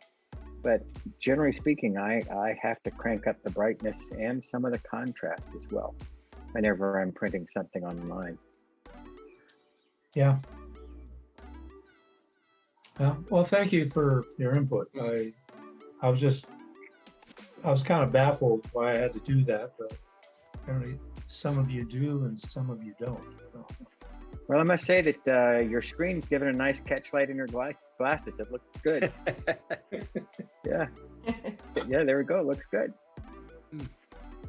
There's certain things about a Zoom meeting about how one presents themselves. You know, there are simple things like my shadow on one side. Well, it's nose level is one. You know, where's your nose level to it? And the other is try to find some way to get some sort of catchlight in your eye, you know, which I completely ignored. But for some of you, you know, you got a catchlight in your eye and I'm going, oh man, you must have read that article. There's another thing. How many people are wearing pants? I beg your pardon. That's too much information. I don't want to know the answer to that. Thank What's you. the definition of pants? TMI. I got PJs on. I'm not sure what these things qualify as, but they're not good. I'm not quite sure why you asked. I'm just curious. It's a normal Zoom question. Well, that guy got fired from CNN for not being dressed during a Zoom meeting. They got caught. Well, it sounds like as we're winding down, I encourage you to take a look at some of Brett's photographs that he's cranking out that he made there in the gorgeous snow in Yosemite. It really is work of some extraordinary caliber that he has there. Is he posting really them? some really good work? Where can we see that? We have a sharing site for people to post them. Brett, I think, is both on Facebook and Instagram. Yeah, Brett shares stuff on our sharing site. I've seen them. Then I see the ones that get posted. And he's live. What is Brett's? Hey, good man. You can see him at the state fair too. Right. Yeah. But that's some Britt. beautiful work he's gotten out of there. You know, Well, it's it's a not real always that opportunity. easy to get textures on whites like that. So he's had some overcast weather, I suppose, to help him out. But his edits are sterling, showing off that work. He's also a master of very creative selfies. I try not to do that. Brett does selfies with film camera. Brett is very creative. Brett, are you on Instagram also? Oh, he's dropped off. Yep. What's your where are you on Instagram? Embarrassing me went away. How would we find you on Instagram? Brett Robinson Photography. Okay. There he is. Easy enough. Thank you. I think the Sparks Lake Comet is my favorite one. It's beautiful. That's amazing. That's editorial professional quality. That's astounding shot. I was not the only photographer there, but I thought it'd be a good spot, and it was worth getting home at 4 a.m. Yeah, I've been places where I thought, boy, I'm a genius for being here. And I go, hi, guys. And look, oh, holy man. Yeah, that happened to me at Thor's Well one time. I go, oh, gosh, this has got the right tide. It's got the right sunset. And I pull up there and I go, there's no room for me. It's hard to outsmart anybody at Thor's Well. Oh, yeah. I've been in locations where guardrail. professional photographers are there with a little notepad. Yeah. You just jump the guardrail and you walk up to the water's edge. That's how you make Thordswell to get your pic. Yeah. Oh, a young lady get a broken arm that way. It's a dangerous place if you're not careful. Yep. My problem with Thor's Well is how often I have to try to clean the filter on my camera. I never use a naked lens in places like that. It just gets spray all the time. Salt water is not good for cameras. Not at all. Yeah. Well, I have a little housing for it, but I don't know how much it works. But regardless, the idea is that nobody would know. Yeah. I would be the only one that knows that there were a bunch of other people there. And so I'd like to think that was out there in in the lonely wee hours of the morning all by himself, dedicated. And just up the road, you got Devil's Churn for a lot more fun. Are they? I've got a photo of a young Japanese lady with a gigantic wave coming over her as she's standing with her little point and shoot. I remember that. Yeah, I remember that. I thought there'd be nobody at Yosemite going with 3 feet of snow coming in. It took me 3 hours to get to the gate where you pay. Whoa! Well, it is a stunning place to be in winter. There's just no getting around it. It's a stunning place. I happened to be there one time in a snowstorm. I'm not nearly as good. Whoop. Never underestimate the ignorance of a photographer. We'll go anywhere. Well, I gotta go. So thank you guys. It was a pleasure seeing you all. Happy New Year and see you next time. Everybody. Nice seeing you. Thanks Hey, for Kathryn? putting this together, guys. I'm gonna have to drop Kathryn, off too. what beach was that that we were at when I had the seizure? Yachats. Yacht. That's where I was thinking. Yeah. Yep. I was just thinking about that yesterday. I think about that every now and then. It was hysterical. Have you guys heard the story? Do you want to hear it? Sure. Hysterical story about Matt having a seizure? Well, it was kind of funny from the perspective of past the event. Matt's over on one rock, I'm over on another, and all of a sudden he yells seizure. And as some of you may know, when you're with Matt and he has a seizure, there are certain things you're supposed to do. And one of them is to count out loud, because that helps Matt know how long it's been he's having a seizure, because he said that when you're having one, it feels like forever. So if he can hear you counting, then he knows how long it's been, and he's not, it helps him. It just helps him. It grounds And him. so I'm on the rock. I hear him yell seizure. I realize he's down. I've got to get off the rock. I'm not very stable. I've got my camera on a tripod. I'm trying to get off the rocks, and I start moving. And then here comes this lovely couple. They say, "What's wrong? Can we help?" Well, I started counting, and I'm yelling at the top of my lungs. 1, 2, 3. Okay. And they come, so I have to stop and answer them. Okay, he's okay. He's just having a seizure. I just need to get to him. And then I go, and where was I at in my count? So I start counting where I thought I was. Probably wasn't where I was, but anyway. And before I can get to him, I get off the rocks. I'm moving over to his rock. Here comes this lovely lady, and she interrupts me. And I go through the same process of explaining and then trying to remember where I was counting. And then I get to Matt and he's late and I get down and I'm supposed to hold his wrist so that he knows he's not alone. That's the other thing Matt has you do. Okay. And I'm still screaming the numbers out loud. 30, 35, just as loud as I can. And then I realized, no, I'm right next to him. I don't have to scream anymore.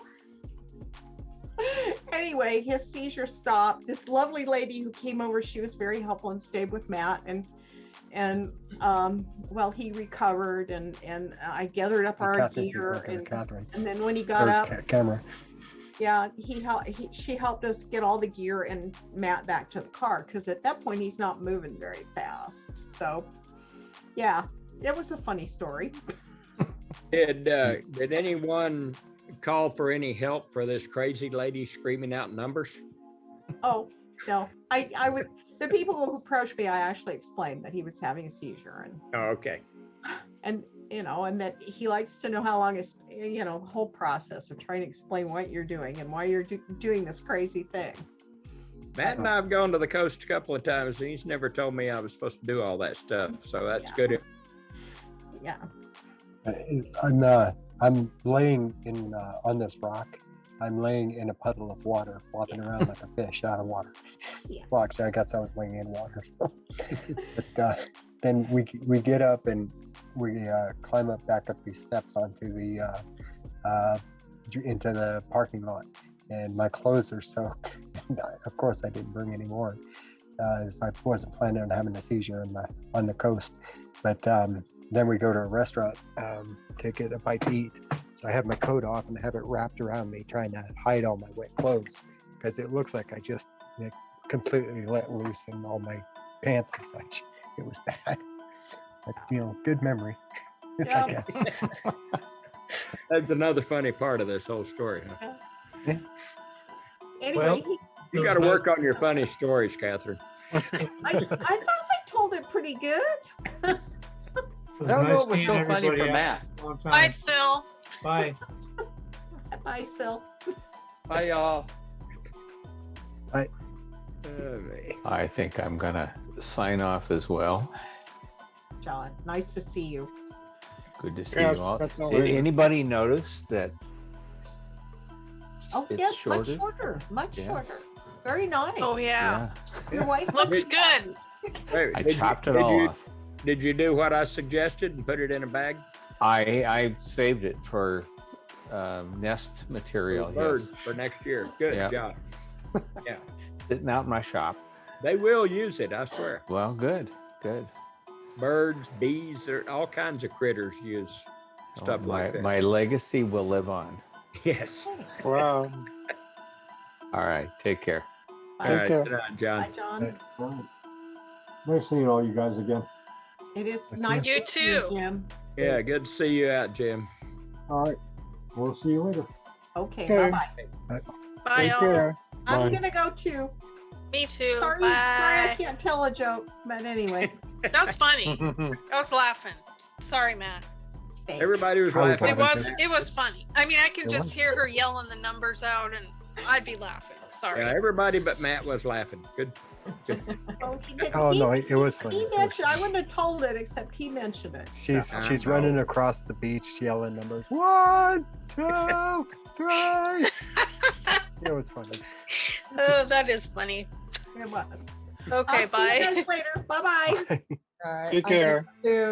Take care. Good to see all of you. Good to see you, Kathy. All right. Bye-bye. And bye. Bye.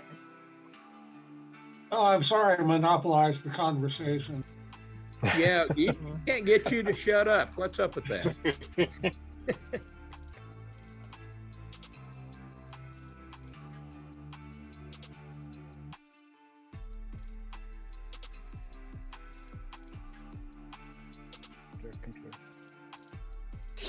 Okay. And for people who are going to share their screens, there are some Zoom shortcuts that you might be interested in.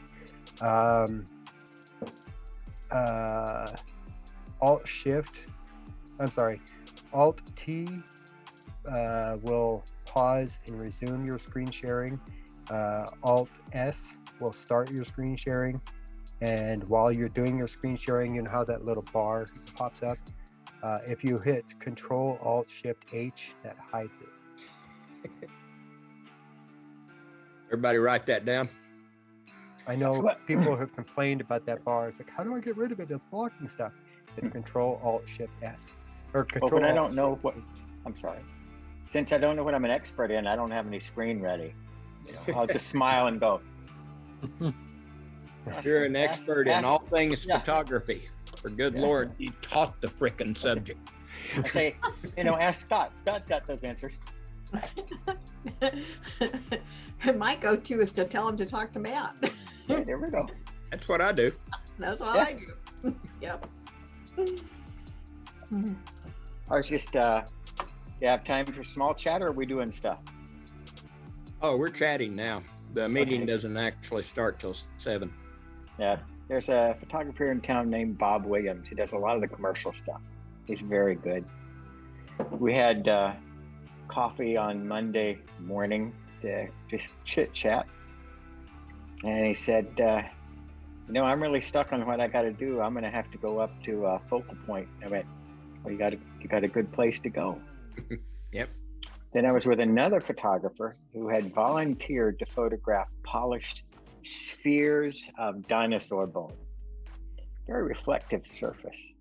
Huh. And so she came into the studio. I was there using her studio, and she came in with these regular lights. And I suggested, reflective surfaces are going to be tough to do with that light. I have some recommendations. So she struggled for about 2 hours and couldn't get anything because I was doing something else. I said, well, shine the light on the boards or run over to Home Depot and get some of that translucent kind of stuff. She said, I guess I got to go to Focal Point and get myself a light box. I thought, does every good photographer in Oregon go there? All of them in this part of Oregon do. Yeah. I think people from all over who come to Oregon, like particularly the Oregon coast, find out they need to have a camera need. They look for camera equipment and then they go to Focal Point. I'm sure. I haven't even heard of any other places except Focal Point and Pro Photo. I wonder where the people in Portland go, but I don't know. It was fascinating. I've actually been in there. I've been in there for a few years. Pro Photo? Yeah, it's intimidating for me. Yeah, too big? Yeah, it's real big. Nice people. They are, but kind of like, oh, well, I need, and it was like, oh, I'm supposed to know all this stuff, I guess. I don't know. I used to go to those big stores down in LA. I was talking to the same photographer, I use his name Bob, saying, well, let's see. I guess the largest rental bill I ever had was for $7,000. But my best experience in going into the big camera store at the time was Sammy's rental department. I had my first boy. He was in diapers. I was showing him off. Everybody was cooing. And then one of the guys up said, take a look. And my son had pooped through his diaper and it was running down the front of my shirt. And I was there among all those people that I deal with in a business relationship. And then another guy come up and tapped me on the shoulder and said, Britt, oops. And my son had thrown up on my back. So I was standing with brown on one side and goo on the other side. And everybody was laughing. Everyone was laughing. And then they were sweethearts. They get out there and help me clean up. But every time I went after that for a long time, they said something to rib me about that. So in that vein, I noticed your fingernails. You've been playing with the grandkids again? Well, what I got here is that when we were all together at Sun River with a family reunion, my nephew is 62. So it's my great nieces and a nephew that are the young ones there. And so I was holding my grandchild, she scraped my eye and so I had patches over my eyes and I couldn't see.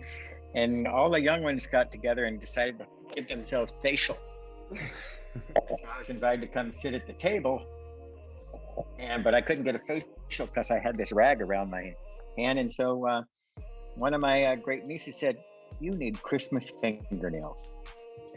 So I didn't know they were doing how the facial thing was going, but I do know that I got these puppies, and they give me good memories of Christmas being with the family. The whole time she's going, "Oh, you have fabulous fingernails for painting." That's what everybody tells me. Everybody tells me the same thing. Fabulous nails. Yeah. Yeah. So that's how I got them, and I keep them because I have such good memories about it. And I'll be a little bit sad when the last chip falls off. But I used to get a lot of compliments. Go to the grocery store, pull out your card. Fingernails look really good. Yeah, a lot of us have been enjoying your adventures with your family. Oh, thanks. I'm lucky. We have a lot of fun. We have a whole lot of fun. Yeah, you do. And I'd recommend that snowmobile ride to anybody that even has a half thought about it. As long as you have warm enough clothes. It was 16, 17, 15, I don't remember what it was, and we're going 30 miles an hour. Imagine the windshield. Yeah, so it was cold, but it was great. All the lakes up there were frozen. The waterfall was frozen. I was frozen. And you got to take pictures? Well, my nephew, Bob, was in the front. My goggles kept, we were going to split it, but they kept on fogging up. So Bob was tooting along, and I leaned over into his ear. I said, "Bob, you can go faster. I'm not fragile." And we kept on losing them. And fortunately, there was somebody behind us, and he'd come up and he'd say, "No, they turned off that way." And that kept on happening. So every single time we would go up and we'd catch up with them, they'd be stopped at some beautiful scenery spot, and we'd get off. And then the guide would say, "We've been waiting for you for the picture." And he'd take the picture and he'd say, "Okay, guys, let's get going." That's it. That's it. Never had a chance to pull that puppy out. Never even had a chance to pull out the phone. Yeah. So other people said, "Wasn't that frozen waterfall spectacular?" No, wait. Pictures look good. Yeah. So that's my experience. Hey, good to see more folks signing in. Yeah. Y'all are in some beautiful places. Hi, Candace. Hi, Rick. Hello. Hi. How you doing, Kathryn? I'm doing all right. Well, I'm one of the few people here that seem to have an actual part of my house in the background. Oh, I have my house. This is my house. This Oh, is good. mine. This is Matt. There we go. This is where I live. Yep, I can tell. There's Nate. Always has a big piece of equipment back there. That's good. Or Matt, sorry, has a big piece of equipment back there. Well, I have a green screen, so I don't know what to put. I don't know what's back there, Scott, either. It's some abstract art. It's actually water on glass, and there's a car back there somewhere. I was up by OSU, OHSU, and I was taking some pictures. Well, I got behind me, if no one asked, but over here is a turtle done by an Aborigine in Australia. Yeah. And over here is by a street artist of the Eiffel Tower and the barges in the Seine River. So when we go places, we try to find something that we can either hang on the Christmas tree or hang on the walls. So that's when you come to our house, that's what we've got. Stories on whatever's hanging up there. Well, I saw that you're expecting 10 people tonight. It got up to 18, 19, I think. Oh, good. I don't know if I have any particular field as being an expert, but I'm going to own up to it. I'm going to say, yeah, because you labeled me an expert. I don't want to disagree. I'll go, I think you're the only one in our group that actually has the credentials to be an expert. So. Oh, well, there you go. Yeah. And part of what I learned in being an expert is to go to people like Matt, how do you do that? Exactly. To know who to ask about how to get something done. Yeah. I asked somebody else. Hi, Sean. That's when I started in real estate, I carried a notebook in my pocket because I didn't know anything.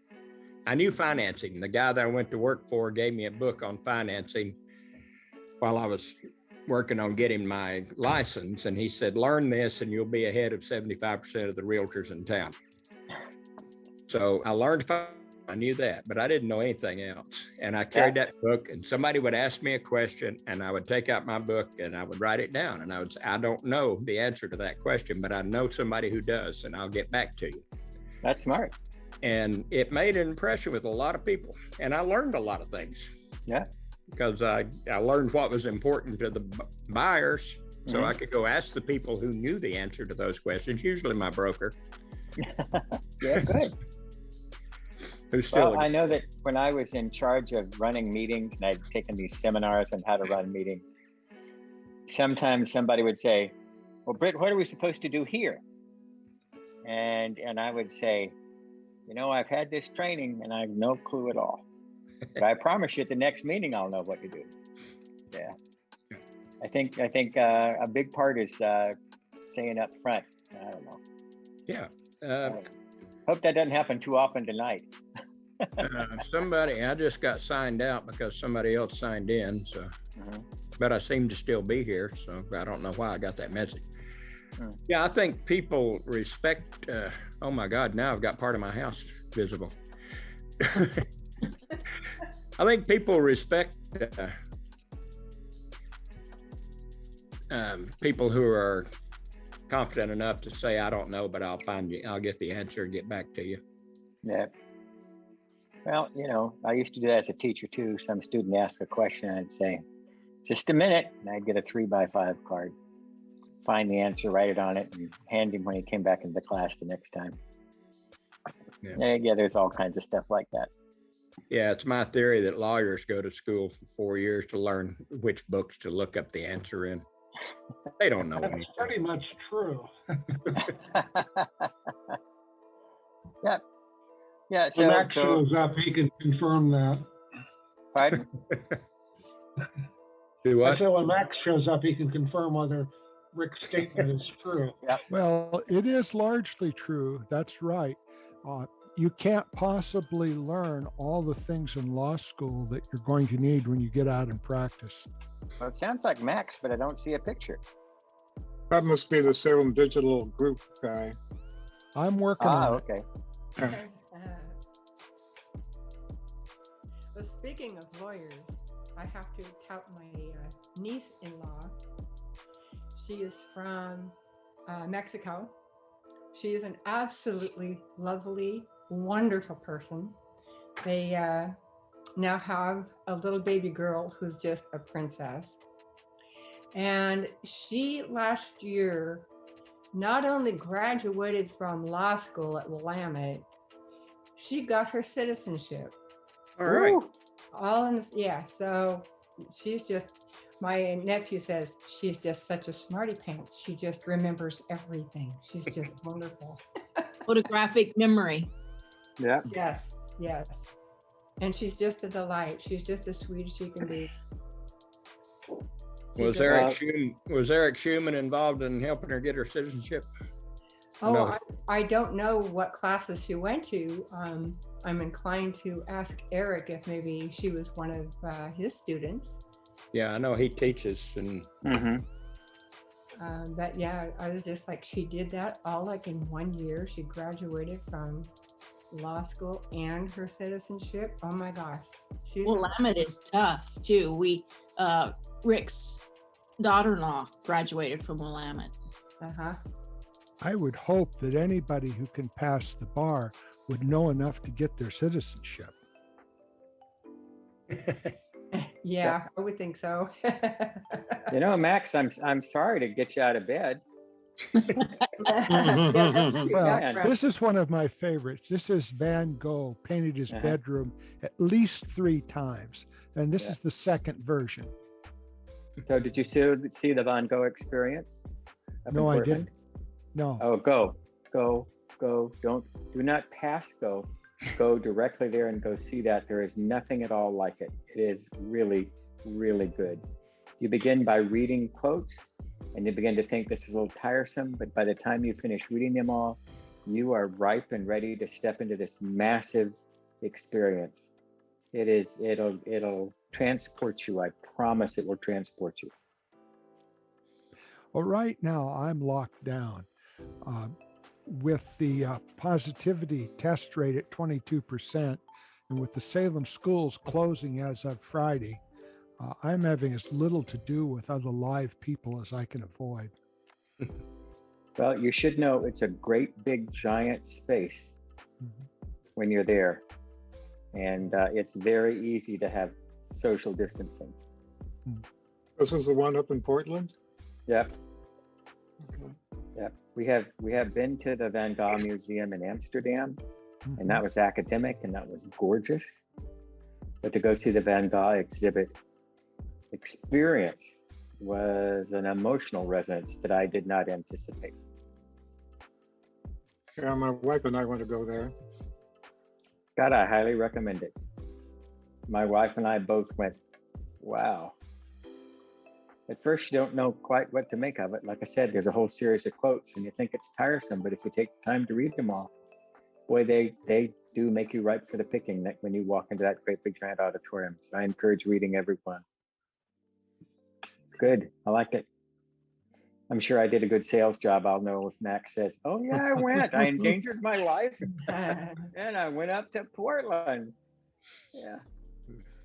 I read an article yesterday that said if you got both vaccines and the booster and you wear an N95 mask, that you can pretty much resume life.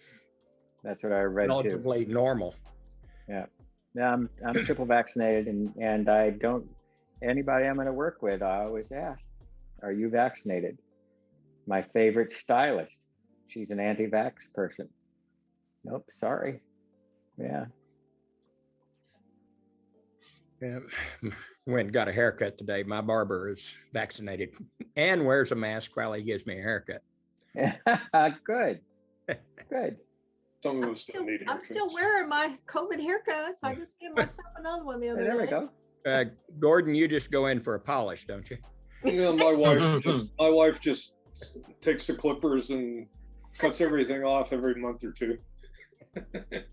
My barber was telling me a couple of stories about guys who had their wife do their haircut during the pandemic.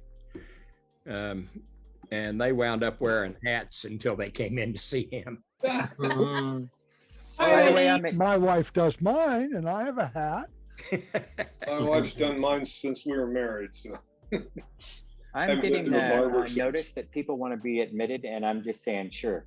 So it's showing up on my screen. Yeah, that's fine. I've been admitting them when I see them.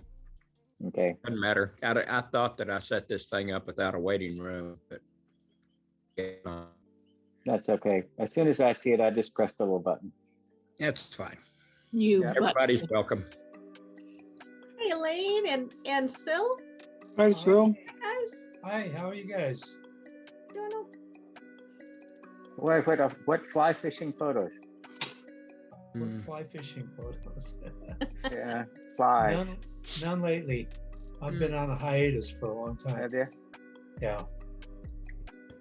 I sure like those photos of those flies, though. I know that sounds weird, but yeah, you do good fly pictures. Well, thank you. I just got involved in a Affinity Designer, which is basically a graphics program. Mm-hmm. And since I wasn't taking photos, I got involved in just doing a little design work. And since I like fly fishing, tying flies, I thought that'd be a interesting subject to get involved in. I think steelhead flies are really a wonderful, colorful fly. They sure are. I know it's a little esoteric, so sorry I brought the subject up, but he's got some dandy pictures of these suckers. Well, thank you, Britt. You're welcome. Sil, do you by any chance know Skip Morris? I've met him before. I don't know him personally yet. He's awesome. He's a friend of mine, him and his beautiful wife. She's one of our photo divas. Oh. They're absolutely wonderful people. He does books and ties flies and gives instructions and goes around the country and gives talks and stuff. He's pretty awesome. Yeah, I belong to the San Am Flycasters as well. And he's been at that meeting giving presentations a few times. Yeah, he's well known. He's pretty cool. Yeah. Well, John's here too. Hi, John. Howdy. Boy, how's the beach? The beach, warm and sunny. Looks like it. Looks good. I think. I'm sure it is somewhere. Somewhere, yeah. That's Southern California. My friends in Southern California posted pictures of them down on the beach. An ordinary thing. And every now and again I go, yep, you got a nice warm place. Yeah, but never your rained place in is not Southern nearly California. as pretty as my place. Yeah. My place is so much prettier. Oh yeah. Yeah. Yeah, it never rains in Southern California. Yeah, it is a rare thing. Although when the big storms came, there was actually snow in the mountains around Los Angeles, even in Malibu, had mountains. The snow up in the mountains there, that's extremely rare event. Yeah. Yeah, it snows in Florida occasionally. Yeah. Well, what is the topic of our meeting today? Well, this is Ask the Experts, but I was looking at the people that are here. Most of the people that are here are our experts. This may be just a long hangout session. I don't know. Well, that's okay. Nothing wrong with that. Nope. I probably over time could formulate some questions to ask people like, I don't know, where do you go get your fly tying material? I'm not going to do that. We have two good fly tying stores here in Eugene. Yeah. Yeah. So I'm not going to do that. Actually, you do. But where do I get my photography equipment? Focal point. We got Sean and I have gift certificates. I have no idea how much they are, but her mother insisted on buying us a Christmas present, and neither one of us needed anything, so she called down there, and we have gift certificates at Focal Point. Yay! Good. A friend of mine gave me a $25 gift certificate, and I only ended up spending $475. So that's why they do it. I know. That's how they get you. Yep. But I got a nice close-up lens. So. Oh, good. I got a gift certificate at the Christmas party, and I used it to print photos for my Christmas cards. There you go. Oh, that's good. That works. Send 'em out to people. That's all I did. Hi, Carol. Hi, Jan. Hey, guys. Hi, Elaine. I don't know if we greeted her, but anyway. Hello. Eileen. Hello. Well, we're getting a full house here. Yeah. Good evening. Hi, Eileen. For those of you that don't know, Eileen will be our presenter next month. Looking forward to that. Okay. Oh. Paul's here. Oh. And Stephanie. I don't believe I know Stephanie. New. We're getting more folks signing in as it's approaching 7 o'clock. Yeah. Hey, Madeline. Hi, how are you all? Hi. Good. Nice to see you all.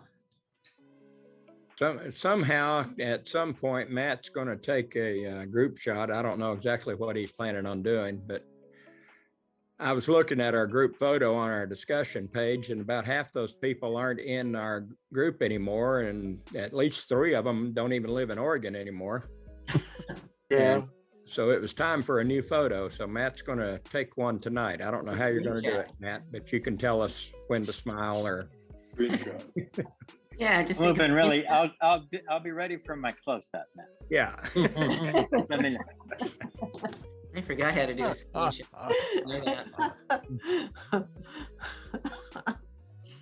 Don't want to look like a little bald dot. See, if I move up here, then I don't look like a little bald dot. See? There we go. That'll work. There's someone in the waiting room. Oh, there it goes. We got it. We're up to 20. A little wine the other day did some good. What was that? I posted and said, we only got 10 people. We need more people. There you go.